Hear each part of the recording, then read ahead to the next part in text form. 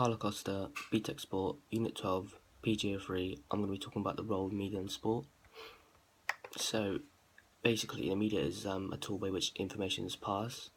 There are a lot of types of media, such as like television. You've got your BBC, Sky, Freeview, the written press, magazines, newspapers, books, which are hard copies. Radio, so like live coverage of matches.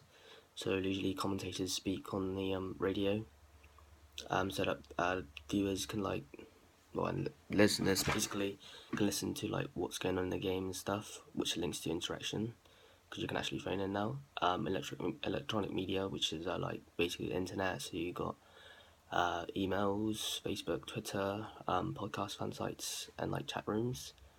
So the different forms of media are closely linked and form an interactive partnership between the viewers, listeners, spectators, and readers.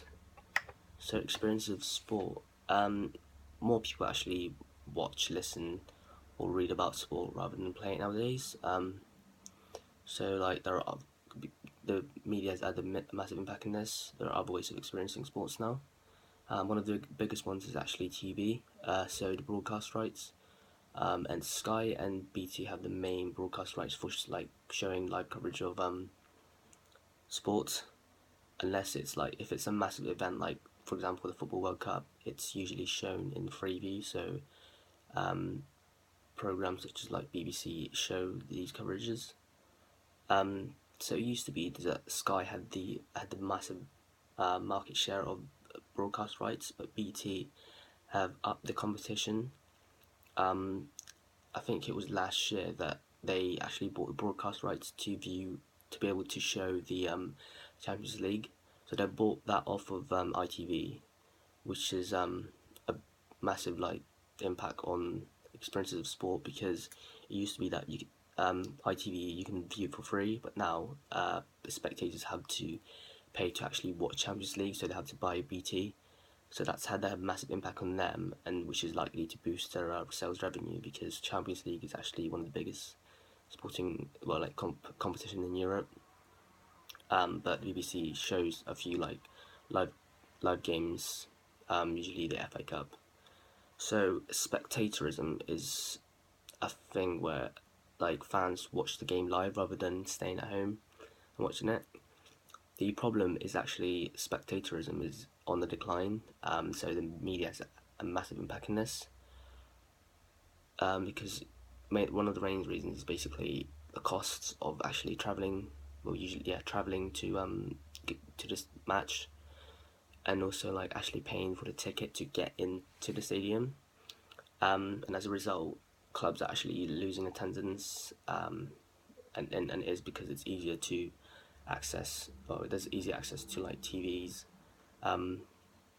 which is down to the media and broadcast rights, like from companies such as Sky and BT Sport. So the media is an outlet for sponsorship and advertisement. The media promotes businesses through the use of advertisements on TV. So there's usually after like 15 minutes of watching a program, you can there's usually a 5 minute break. So that's when like businesses are able to or are advertised. So then the media makes a lot of money through that. Companies may also use sport directly to advertise their products, such as Walkers and their crisps. They may also use sport to advertise products indirectly through like sponsorships. Businesses now actually sponsor individual professional players. An example is Cristiano Ronaldo, who's actually sponsored by Nike, and they made him like his own boots, and there's also like a line of his clothing that are both available to buy. So because Cristiano Ronaldo is one of the biggest football players in the world, a lot of people like regard him as a role model. So therefore, they would probably want to be like him and buy like his like boots and stuff. So businesses often, so they sponsor individual players, but also sponsor teams, leagues, and events. An example is actually McDonald's, who sponsor usually like the local football teams in towns, so that their brand appear on like merchandises such as their T-shirts, or the shirts that they wear in the game, and then there's usually like billboards of like their brand around the pitch.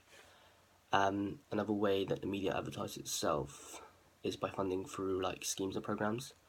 So an example is this is actually Tesco, who formed with the FA to create FA Tesco Skills, which was to help like develop the future of football in England. So like it was mainly targeted towards the younger generation. So not only that they are helping the young possibly achieve their dreams, but they are also advertising themselves in a massive way, as football is popular and it will help increase their brand. So the media actually also entertains. So sport is actually becoming popular, especially football, and it is down to easy access to like TV, internet, and newspapers. The most, like I said, most popular is TV. Like so, big events such as the World Cup are actually watched by millions of people. So the media has also made it easier to increase of someone's knowledge about football through using magazines, which includes like some of the private lives of football players and what they do outside of football. So some players have actually had films made about them. So magazines offer great entertainment for people as they can read about like interesting headlines which are usually over exaggerated. So it creates a sensationalism for like the fans.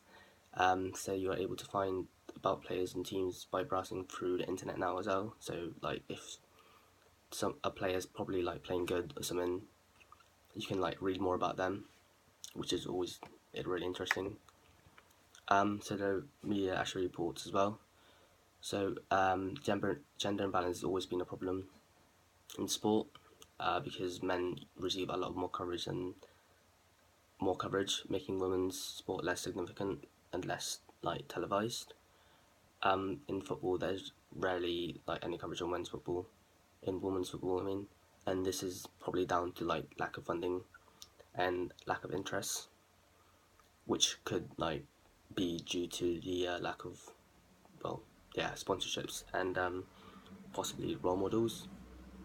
In like men's football, there's a lot more coverage and adverts featuring professional footballers, football professional footballers, so with men's football there is more coverage. Um, so magazines have had a big impact on football as well, because a lot of magazines and newspapers as well, back pages include the speculations, because it is always something that people like want to read and want to find out about. The problem with this is that it is all men's football and not women's, which again links back to gender imbalance. So the media actually reviews as well. So media usually gives live coverage and any sort of information about football, such as any news related to transfers around the world, latest updates regarding a player's behaviour. An example of this is actually Adam Johnson, who's been in the news lately about his allegedly being like interacted with someone who was underage, who was 15 years old, I think, and that's been over the news, like all everywhere in the news, which has had an impact on the player and actually the club itself, and they've actually I think they've terminated his contract due to the whole event.